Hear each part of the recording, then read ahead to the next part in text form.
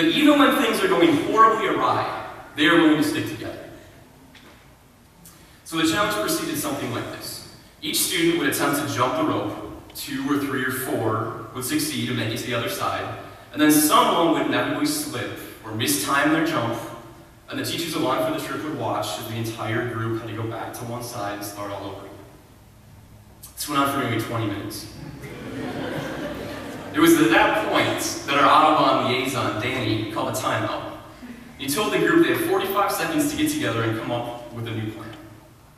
When 45 seconds had elapsed, Danny asked them to come up with a strategy. The overwhelming answer was yes.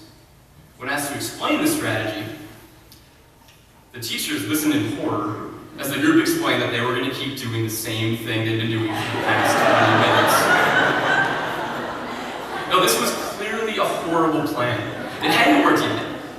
It likely was not going to work, but they were a community. They were going to stick together, and heaven and earth be damned if they were going to change their plan.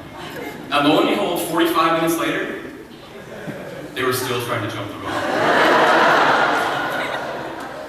Now, it has since dawned on me that your actual plan, students, might have been to try and outlast the patience of us, your teachers, or possibly the Audubon staff. But I'm not so sure that I'm willing to give you that much credit for being maniacal geniuses. In case the rest of you adults are feeling sufficiently uncomfortable about whether or not they ever actually passed the challenge, you'll be happy to know that they did eventually change their strategy and beat the jump rope. We'll walk into our next challenge, our staff fell back a bit and chatted with the Audubon folks. As we were discussing our unique group of students, Danny, the liaison, stated very matter-of-factly, I have never seen any group that committed to a strategy in all my time here. Now, if you read between the lines just a little bit, I think what he was actually saying was, I have never seen a group that committed to failure before. But he meant it in the nicest way possible, I'm sure. They were going to stick it out, even if it meant complete and utter and total failure. And with a slight tweaking of the quote, this became the mantra for our experiences at Audubon. I have never seen a group do it that way before. Whether it was walking a tightrope, or whether it was navigating a rope swing, or trying to cross a log bridge, you people would consistently devise the most complicated plans, seemingly devoid of any sense of logic. Carry them out as a group, and you always found success. And this, my friends, leads me to lesson number 3.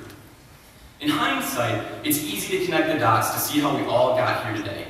A commitment to our NLA community, to each other, to your families, and most of all to yourselves. But lesson 3 comes with a warning.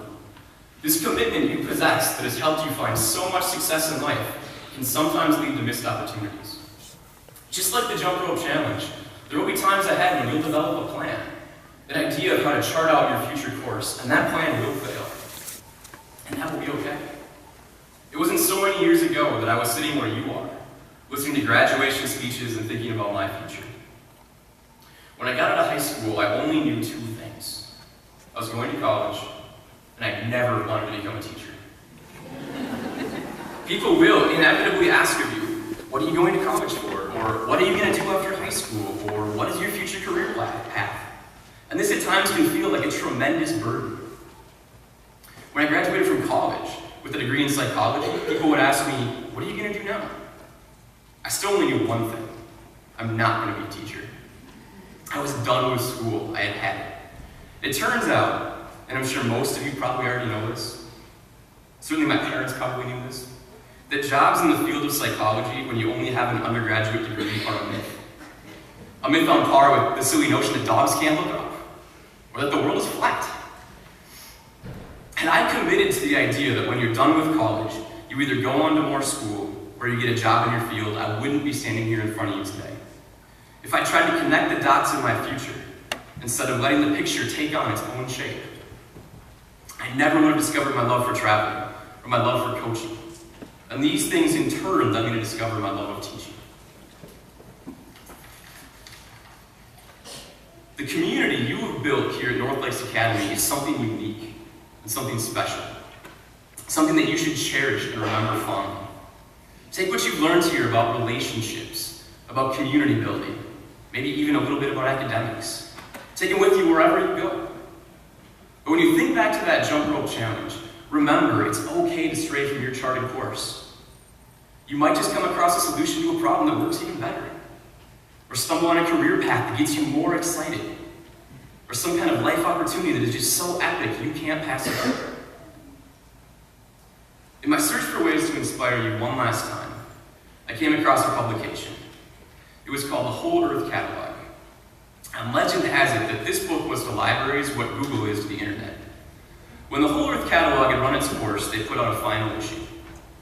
On the back cover of their final issue was a photograph of a country road, the kind that you just know would lead to certain adventure if you could just follow it around the bend out of the picture. Beneath it was a quote: "Stay hungry, stay foolish." This is a motto that I've always tried to live by. I just never had the words to say it so succinctly. So now as you graduate and begin your adventure into the real world, I wish the same for you. Stay hungry, stay foolish. Congratulations.